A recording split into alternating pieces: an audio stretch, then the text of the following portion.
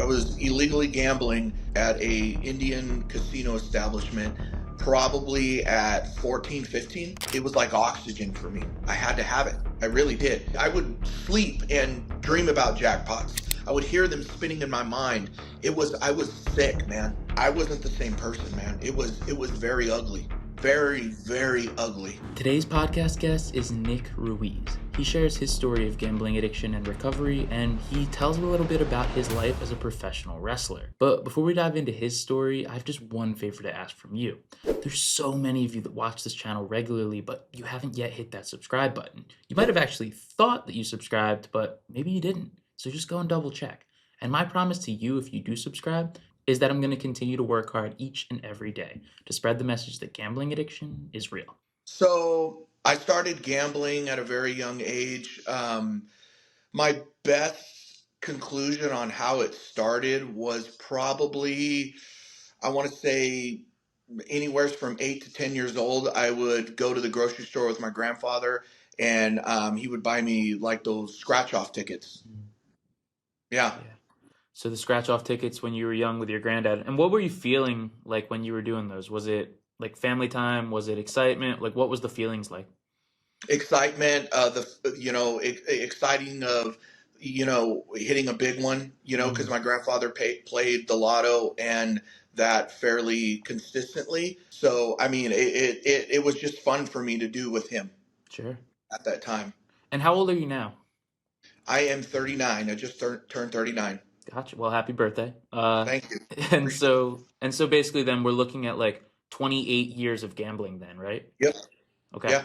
So things must have progressed a lot since those little lottery scratch-offs with your grandfather. What's like the next step in the story? What happens next? So doing the scratch-off tickets, and then we have a couple of Indian gaming casinos nearby. And myself and my parents would go up to the buffet to eat, and I was underage. The casino we would go to was 18 and over, and I would ask my parents if I could go throw in a few bucks in a slot machine, and I was illegally gambling at a Indian casino establishment probably at 14, 15. Wow. So yeah, I mean, your parents must not have thought there would be any problem then, right? It's like absolutely not. Kind of comparable to like your family giving you like a glass of wine at dinner, I would say, something like that. Right. Absolutely. Because neither one of my parents had that addiction at all. Yeah. So then no one around you even kind of knew that it could be a problem. No. Nope. Yeah, absolutely. Same with me. Yeah. I think over here, same with me. Okay, so you're betting on the slots when you're 14 or 15 years old. What's the feelings like then? Is it the same excitement? Is it a little bit different than the scratch-offs? Excitement, a rush. It was like the best thing I can describe. It was like an out-of-body experience. It was like a shot of adrenaline. It was like, well, what's going to happen? What's going to happen next? That constant feeling. And what else were you doing when you were that age? Were you playing sports? Like, what was going on outside of the gambling trips? So I was playing sports. I've always been heavily into professional wrestling.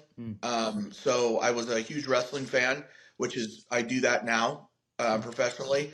And I mean, hanging out with my friends, of course. In high school, I got a car. So I was working at a young age. I started working when I was 12 years old. Wow. And up until now, So I was a pretty responsible kid. I never got into drugs, never got into alcohol, don't even socially drink, nothing like that. Wow. Is the wrestling like the WWE type wrestling? Yes, sir. Cool. I want to find out more about that as we progress towards the present day, but we'll save. We'll keep the audience on the edge of their seat for now. So you're doing these casino trips with your family, and you're getting this excitement, this rush from it, but is it becoming a problem at this point, or is it still something that's just kind of innocent fun? I think it was just innocent fun because it wasn't like I was begging my parents to go up there, on a consistent basis. And obviously, we all know that part of becoming an addict and part of becoming an avid gambler, and during that span, you have to have what I call a bankroll. You have to have money to essentially throw away. And of course, at a very young age, I didn't It was like $5 here, $5 there. You know, it wasn't anything to, squawk at, should I say. So I don't think it was presented as a problem at that time, but I will definitely say the seeds were being planted. Sure. Well, when does it become a problem? Take me to that point in the timeline. So I met my ex-wife in 2004, right out of high school. She liked to gamble, but not like me. So we started going up to that same Indian casino, and she would play pennies, and I was playing, I think, nickels or whatever. And it wasn't that much of a problem because I was taking out, I don't know, $100, $80. You know what I mean? Gambling that maybe no more than $200-$300 Mm. once a week or whatever. It definitely started to progress, and then after, I want to say, when we were in, I would say 2000, late 2010, all the into 2011, up until my sobriety in February, is when it was just I hell bent. Yeah. So like over a decade of hellbent gambling then. Oh God, it was terrible. Mm. There was no limits. Wow. So let's talk about it. What kind of games were you playing, and what would a Strictly average night be slots. like? Slots. So strictly slots. I would go up there and withdraw. I would say at first $500, win, lose, or draw. Most of the time it would be a loss, and I would get more and get more and get more. When you go up there, your mind is programmed at that moment because I think you're still in that rational stage where it's like, okay, this is my limit. Mm. I'm not going over that. That's it. Whatever that dollar amount is, that's it. Well, everything's out the window. Mm. Once you get up there and you walk through those doors, there's nothing. Like you're not, to me, I didn't even feel like the same person. Mm. It was just, it was an ugly feeling. And I would just go and go and go until the wheels flew off. Wow. Yeah. Wow. I want to know more about like the psychology of how people are when they're playing slots because we've had people on the channel that have been hooked to specifically slots as well. And they've said some really interesting things that I think are unique to slots rather than any other type of gambling. When you were playing and you would get like a bonus if you'd get a win, Mhm. how would you feel? So in the beginning, it was a great feeling. It was like, oh yeah, happy go lucky and all that stuff. But towards the end, I remember I hit $10,000 and people were like freaking out. They were in complete awe. And I remember somebody coming up to me, a gal coming up to me and saying, "Aren't you happy? You don't even look happy." It got to the point where it was numbing, where as soon as I would hit a jackpot, I would immediately slap the machine, and it was like nothing. And just wait for them to come pay me out my money, and then right back in the same way it came out. I've heard that same kind of description for like getting a bonus round because I played some slots towards the end of my gambling, and I was at the point where like if I got a bonus round, I was decently excited. Like it felt like that was the goal. I was just getting what was supposed to happen to happen. Right. But I've heard that people get to this point where they'll trigger a bonus round and they'll get like mad because it disrupts the flow. Did you ever feel that way? No, I would get completely upset if I got little to nothing on a bonus. Mm. That would drive me insane. Mm. I had such tunnel vision when I went up there. I didn't want anybody talking to me. Mm. I didn't want anybody looking at me. I didn't want anybody doing anything that involves me to interact with them. I would like not lose it in a violent way, but I was very rude, very shut down. I mean, I could see friends that I've known my entire life up there, and I would just make it short, brief, and that's it, and walk away. And it was I wasn't the same person, man. It was very ugly, very very ugly. Changes you. I know that. Um, okay, so this is stark difference, right? You're talking the first time you're going in there, you're taking $5, you go with your parents, you're having this excitement, this joy, this thrill. By the end, you're pissed off if your friend sees you gambling because it's disrupting the session. Yeah. How did it get to that point? Like what was the change? What was the factor that made it different? I just think that I got so wrapped up in the addiction Mm. to where nothing mattered, nobody mattered. I mean, I have two sons. and they watched me through this ugly battle, and I wouldn't answer my calls for them. I was lying to everybody, Rob. It was a complete fabrication and a lie from A all the way to Z. And I mean, it was terrible. I would make up these stories that were, I mean, so outlandish. You know what I mean? So outlandish. And I would be so convincing that I was literally conning the people that loved me. I've heard stories of people, and myself included, that just kind of lied because we were used to lying. Like someone would call and say, like, "Oh, where are you doing?" You could be at a grocery store. They're like, "Oh, I'm walking in the park."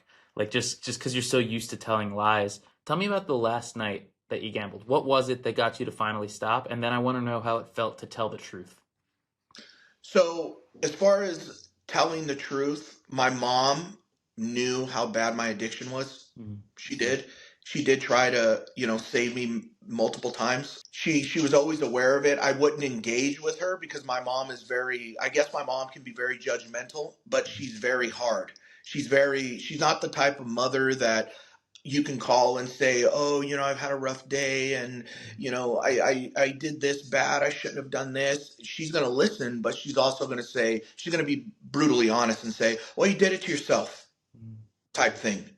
She's very hard nosed, but I, like I said, my mom always knew. I would call her and be upset, and I would obviously try to cover it up with a lie about, I don't know. It could be, I would tell her things like, "Oh, I just got to." I would leave the casino losing, and I would tell her, "Yeah, I'm super upset right now." "Well, what happened?"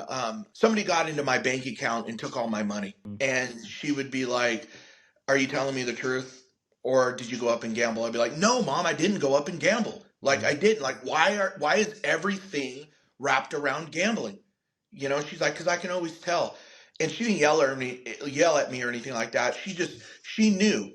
But to take you back to that last night, I banned myself from one of the main casinos that I was going to in October of 2024. Okay. Won a large sum of money, and I told myself I was done. Well, obviously that didn't happen, and I slowly but surely started giving it back. So I banned myself. It was a lifetime ban, and I told them, listen, I already know I'm gonna want to come back in the next couple of days. Once this cool down period happens, my mind is gonna be reverted right back to the addiction, and that I can win all this money back. Whatever you do not let me back.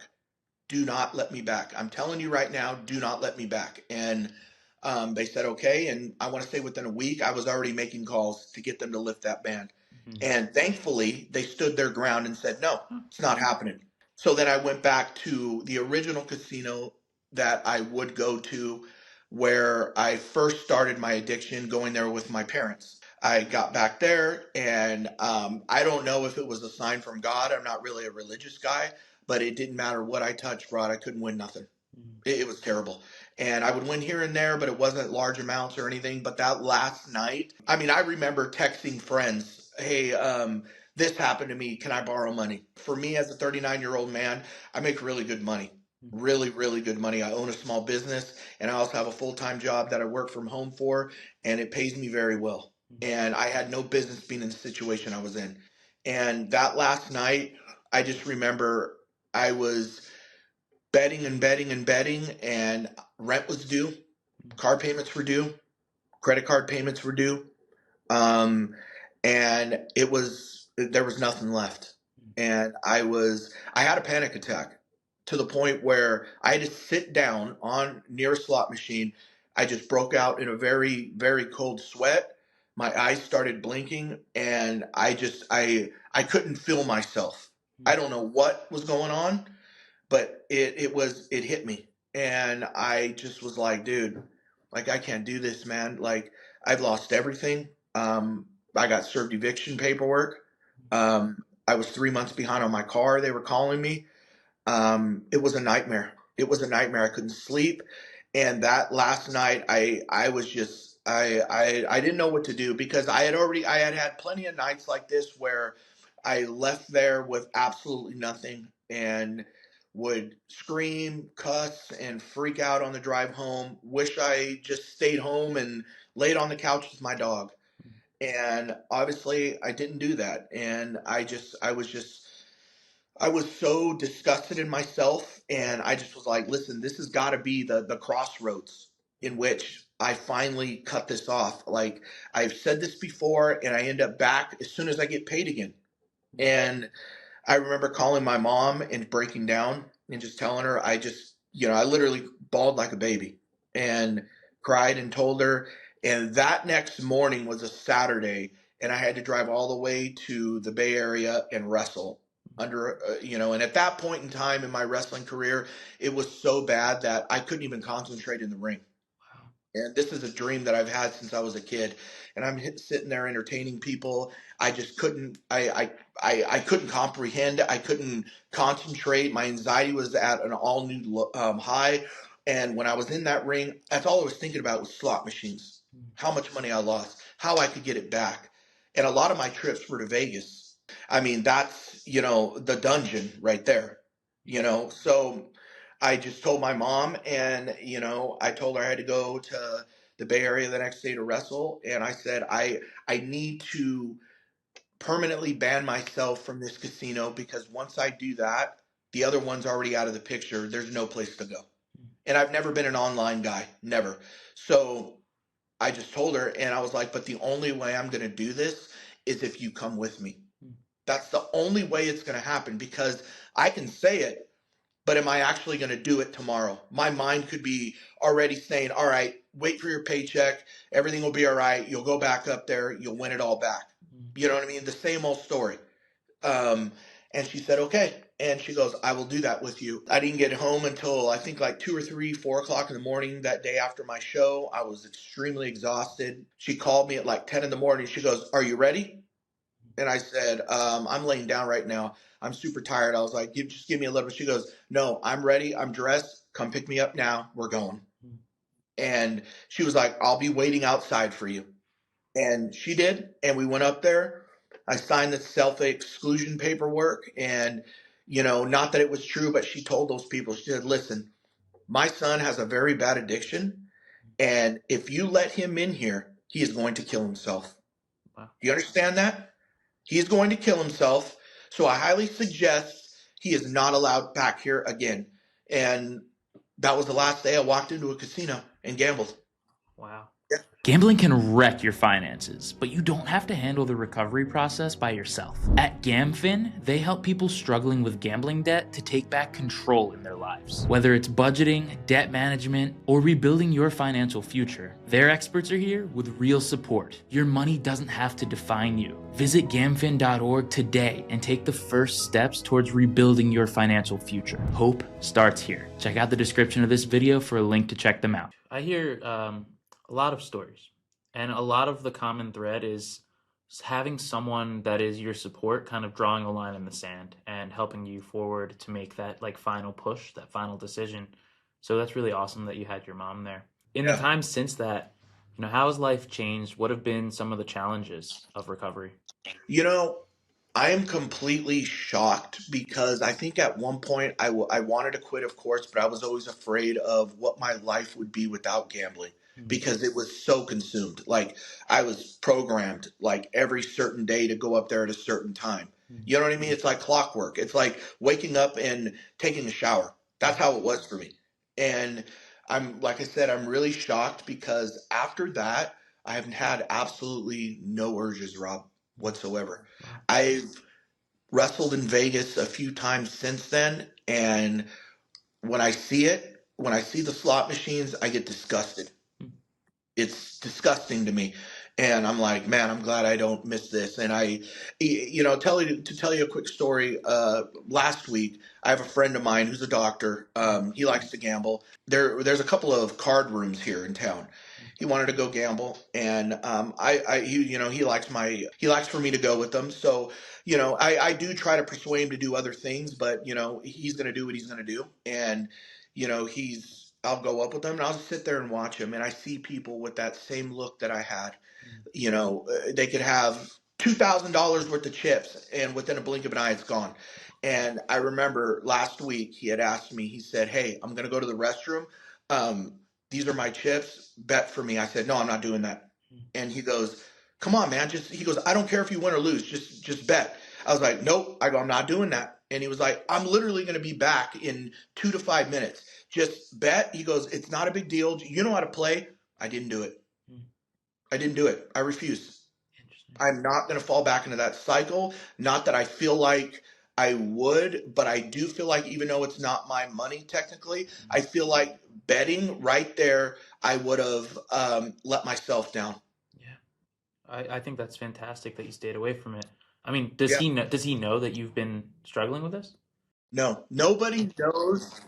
Yeah, nobody knows except for my mom and my sons. Mm-hmm. And I have a Vegas trip planned with my guy friends this weekend. And I already told my best friend, I said, I don't gamble anymore, man. I stopped. I just want to go hang out by the pool, have some good food, meet some people. I go, so don't ask, man.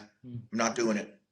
Yeah, that's a tough conversation to have. I remember right when I It is. stopped gambling, it was like a lot of my friends wanted to go to the casinos for birthdays because Yeah, we live decently close to like Atlantic City, and I was like, nah, I'll see you guys in a couple of days. But I right, understand like not wanting to say no to your friends, right? It's a new right. challenge.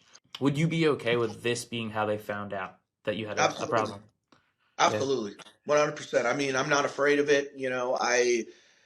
I've gone through my troubles, Mm, and everybody has their problems, but I do want to do everything I can to you know pay it forward, mm, as far as helping anybody out that I can, as far as kicking this addiction, because for me the greatest jackpot I've ever won is walking away from this life. that's awesome. Because I mean, just in a short amount of time, my financial state, it's unbelievable. I mean, this for the first time in my life, I can do anything and go anywhere whenever I want Mm, with that's no fantastic. worries.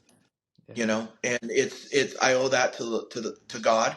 I owe that to my mom, and I owe it to myself, because at the end of the day, as addicts, we have to stay clean. I went through two therapists, gambling therapists, and all I did was lie to them Mm, for years. It was just a waste of time. I wasted their time. mm. That's all I did. Why? What were you saying to them? Like what was the reason? I wasn't gambling, of course, which was a lie. Mm, Or if I did go up there, they would ask me how much I spent, and I wasn't truthful on the exact amount of dollars. And I felt great, and I was going to finally kick this. It was all nonsense. mm, That's all it was. It was all nonsense, a complete waste of time for them. And it goes back to what I said earlier.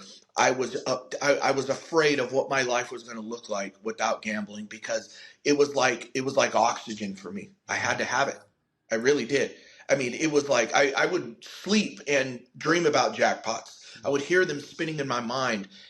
I was sick, man. When I had a bad day, I would call my son, or I would just not answer the calls to my kids, and they would call me when they finally got a hold of me and say, "What's up?" And I'll be like, "Oh, I'm just really stressed out." They're like, "You went to the casino last night, didn't you?" Immediately. You mm, know how embarrassing that is for a son to say that to his father? mm, It was disgusting, embarrassing, and demoralizing. mm. It really was. I didn't want my sons to think I was some gambling junkie that they couldn't rely on or depend on, and they didn't deserve that. They didn't. And my family and friends didn't deserve that either. And I didn't deserve that. No. Well, how has your relationship changed since you stopped gambling with your son? Oh man, my sons, they can call me for anything. They know that if they need something, Dad's got them, and I'm able to buy them things and do things for them. I'm paying for my son's college. Coming up next month. I mean, yeah, next month I'm going to take care of that for him. And yeah, man, I mean, it's just it's a I'm so like relieved. And when bad things happen to me, I would revert to the gambling. I just recently went through a breakup with my fiance about a month ago, and I've told my mom this, and I told myself this. Man, going through this breakup, if I was still gambling, it would be hell on wheels. I'm afraid of what this would look like right now. Yeah. I'd probably be living under a park bench or in my car with my dog. I don't know. So thankfully, I got out while I could, and it was the greatest lesson I've ever been taught in my entire life. Wow. And since you stopped gambling, you mentioned that you really haven't had any urges to go back. In fact, you mentioned that the thought of going back disgusted you. Is there anything Right. in particular that you've done, like actionable steps wise, that someone listening could do themselves to stay away from gambling? So as far as like steps that I've taken, I will say this: the little things in life matter now, if that makes sense. Yeah. If it's the little things that we take for granted in life, you know, that we just assume are going to be there, or whatever the case may be. But for me, I find comfort in taking my dog for a long walk. I find comfort in going to the gym and working out consistently. I find comfort in going out to dinner alone Hmm. and just putting on a podcast, enjoying my meal, chatting with friends, visiting friends, going places with friends. But it's just the little things, man. The peace of mind. Hmm. I'll tell you, peace of mind in a nutshell, because there is no value on peace of mind. Peace means so much. And when you have peace in your life and you have peace in your heart and mind, it changes your life and your perspective. It really, really does. Yeah. It does. That's fantastic. So slowing down, Yeah. appreciating the little things, and Yeah. trying to just not take advantage, trying to just enjoy the things that we used to take for granted. Right. I think that's fantastic. Now, Yeah. earlier on in the podcast, I said I wanted to follow up on this. Tell us about the wrestling. What's it like being a pro wrestler, and how has your game improved since you stopped gambling? So I watched it when I was a kid. I was a huge Hulk Hogan fan, rest in peace. And that's all I watched. That's all I did. That my life was consumed, And I just told myself, I'm going to do this when I grow up. I'm going to do it, and I'm going to make something out of myself. And I've been doing it for 20 years, man. Wow. 20 years. When I turned 18, I got trained. I've traveled the world. I've seen some awesome places. I have wrestled guys that I grew up watching. Really? I've shared locker rooms with legends. I've wrestled for the WWE before. I've wrestled recently for AEW. I've done two. I've done 3 tours in Mexico. Yeah, I'm traveling with my best friend. We're tag team partners, so we get to go and travel the world together, and be together, and it's awesome, man. It's a dream come true to walk through those curtains, and there's a whole bunch of people out there screaming your name, whether you're good or bad. It's just an awesome feeling, man. It really is. That It's is awesome. fantastic. Yeah. Yeah. And you've been able to enjoy it more now without the Oh gambling yeah. kind of clouding you? Oh yeah, yeah. Because when you travel and you go places, obviously that costs money. And my friend that I travel with has no idea that I had this addiction. And there were times where I would go up there and travel with him, and I was on my last dollar, man.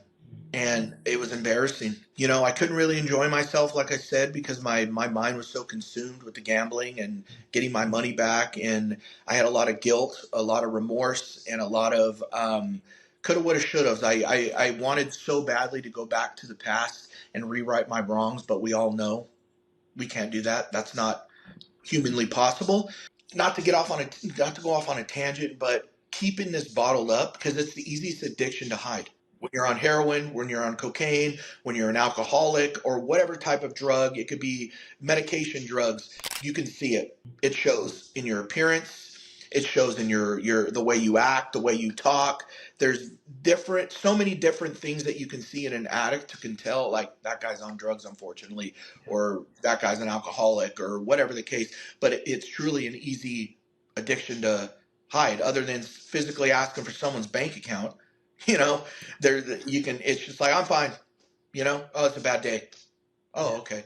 But yeah, now, I can relax. I can, enjoy my time in the ring, enjoy doing things that I love, and, enjoy traveling with one of my best friends, and, yeah, live life in comfort, man. It's awesome. It's an awesome feeling. Yeah. I'm really happy to hear it. And you can hear in your voice just how much you actually genuinely mean it. So I mean, Absolutely. it just comes across. I can feel it. What would you say to someone who's in the position that you were in 7 months and X number of days ago, where they're going to the casino, they're desperately chasing, and everything's starting to go to shit. They're starting to lose every bet. They're tapping out on places they can get money. What would you say to someone that has their back up against the wall right now? I would say surrender now, because it's never too late. It's never too late. And, speaking from my situation, it was an uphill climb. I had no money. I was behind on everything. And I was asking myself, how the hell am I going to get out of this? How the hell am I going to pull myself out of this? I don't know what I'm going to do, but I will say this: once you surrender, once you have a different perspective and you walk away from that, it's a battle you're never going to win. I don't care if someone walks in there and wins $1 million. You're gonna give it back. It's inevitable. You're not just going to give it back, but you're going to give it back, and you're going to give more of it back. So surrender now. It's never too late.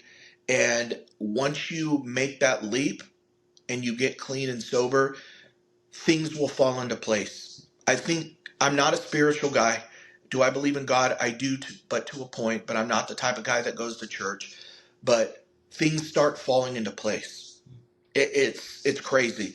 Once you make that leap, things start just happening in a good way, in a positive way, and you'll be out of it a lot quicker than you think if you really, really, truly believe and you really put your nose to the grindstone and you just push forward and put that horrible, ugly addiction in the past and move on. It will happen.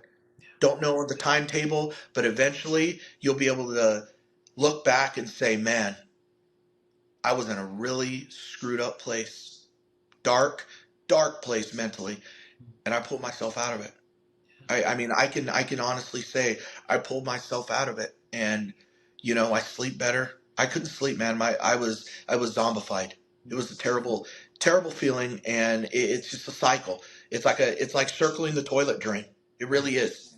But if you make that leap, you call it quits. You stay on that path. You do whatever it is that you think is going to help you get out of that addiction and move past it. Things will fall into place. Mark my words. And that's a fantastic message for someone who thinks that gambling more is the only solution to their gambling problem. It can get better, but you don't want to keep going and doing the same thing, or you're going to end up getting the same result. Thank you so much for being on today. And anyone in the audience that wants to hear another story of gambling addiction, check out this video next. Let's keep getting better together, one day at a time.